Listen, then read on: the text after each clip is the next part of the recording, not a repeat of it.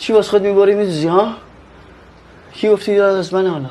پس چرا بچه دار نمیشین؟ چه میدونم؟ یعنی چه میدونم؟ ارزه نداری بری یه آزمایش بدی؟ نه محاله. چه تو اینجوری میکنی؟ گفتم یه آشغالنجه بردار. من که میدونم درد دست چیه، میترسی مرد نباشی. آره عزیزم درست فهمیدی. من مرد نیستم.